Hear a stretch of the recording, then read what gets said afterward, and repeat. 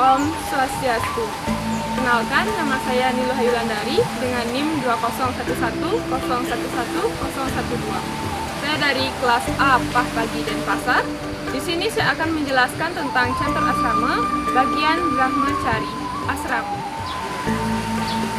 Om Swastiastu. Perkenalkan, nama saya Ana Agung Alif Putra Baskara dengan nomor NIM 2011-011040 dari kelas PAH A Pagi Denpasar. Di sini saya akan menjelaskan tentang Grehasta Asrama. Om Swastiastu. Kenalkan, nama saya Dewa Anjita Dewi dengan NIM 2011-011068 dari kelas PAH A Pagi Denpasar semester 3. Di sini saya akan membawakan materi Catur Asrama dengan bagian Waduprasti. Om Swastiastu.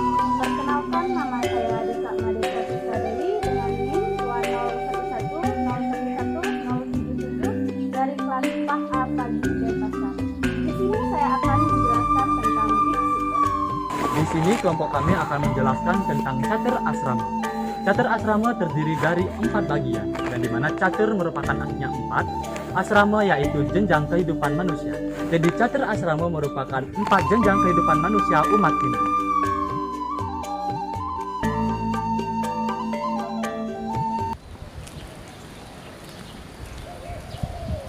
Ayu, kok main HP aja sih? Nggak belajar?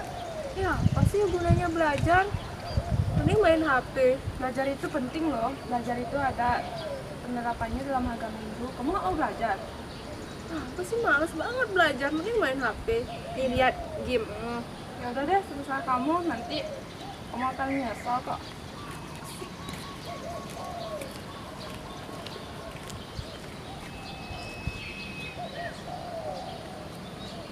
Permisi, ada kiriman surat. Kasih ya. Iya. Apa sih ini artinya?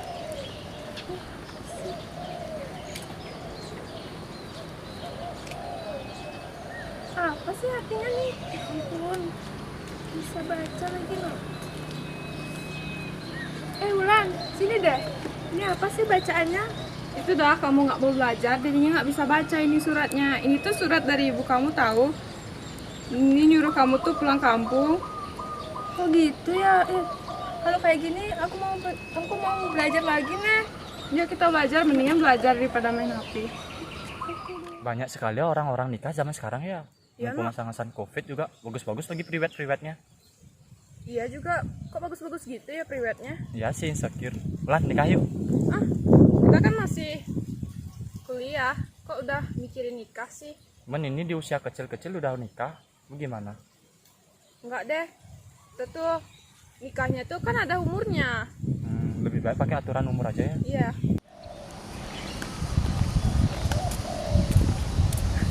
Kok ada orang tua selfie sih? Ya udah tua masih main HP aja. Bu, udah tua jangan main HP terus. Memangnya kenapa? Ini loh sosial media.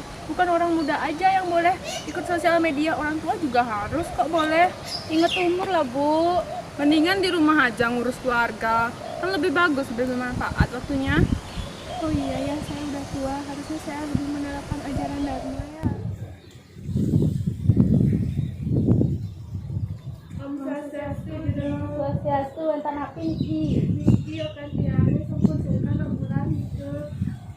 Dalamnya niku kubus dingin mantap. Yang bikin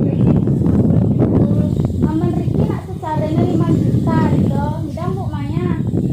ampura niki jero yang anak tengah napi yang bikin daging sambal mantap. Niku Beh, termidang itu Coba dikit lornya wentan ngasih nih kau nge. Iya, pamit sudah.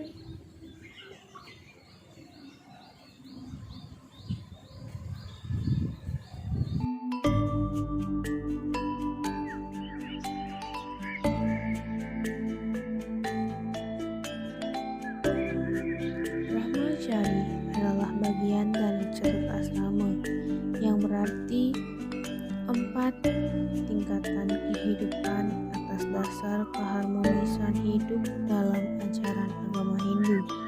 Brahmacari merupakan tahapan pertama dari catur asrama yang diikuti oleh grahastha, vanaprastha, dan biksuka atau sannyasin. Brahmacari adalah masa belajar, masa menuntut ilmu pengetahuan, terutama ilmu pengetahuan tentang ketuhanan, yaitu Brahmacarati iti Brahmacari. Mereka yang berkecimpung di bidang pengetahuan, mencari ilmu pengetahuan, disebut dengan Brahmacari. Tingkatan hidup Brahmacari sering juga disebut dengan kehidupan aguron-guron atau asweka guru.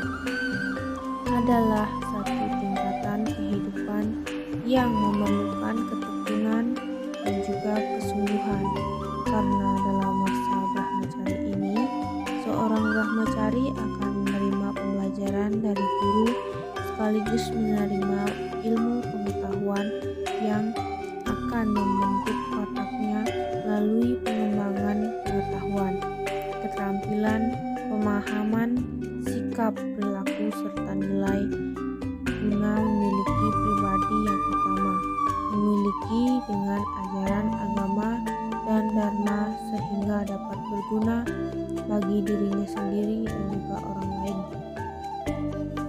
Grihastha Asrama. Grihastha ialah tingkat kehidupan pada waktu membina rumah tangga, yaitu sejak pernikahan. Tingkatan hidup grihastha yaitu menjadi pimpinan rumah tangga yang bertanggung jawab penuh baik sebagai anggota keluarga maupun sebagai anggota masyarakat serta sekaligus sebagai warga negara jenjang kehidupan.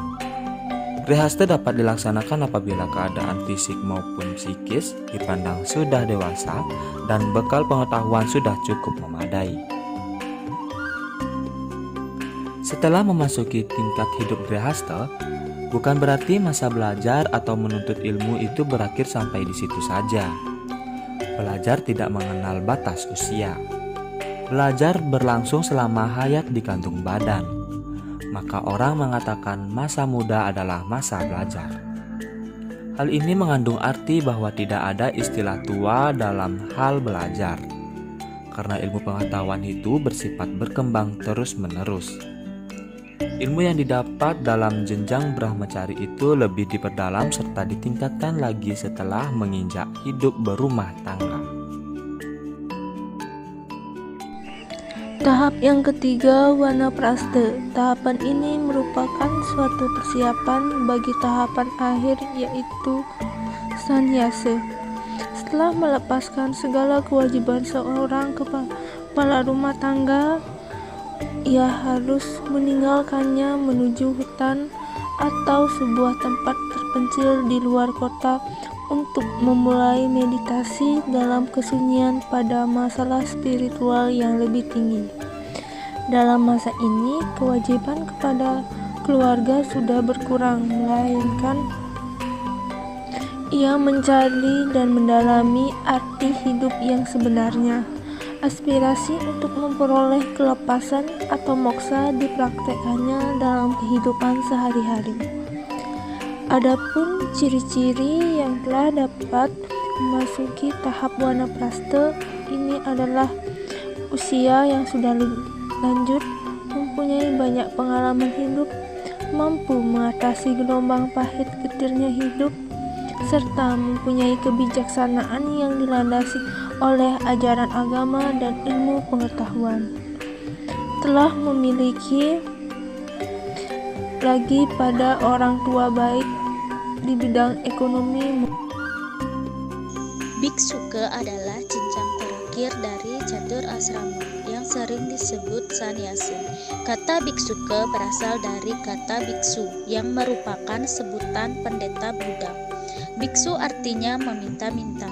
Masa biksuke ialah tingkat kehidupan yang dilepaskan terutama ikatan duniawi. Hanya mengabdikan diri kepada Tuhan atau ide Sang Yang Widiwasa.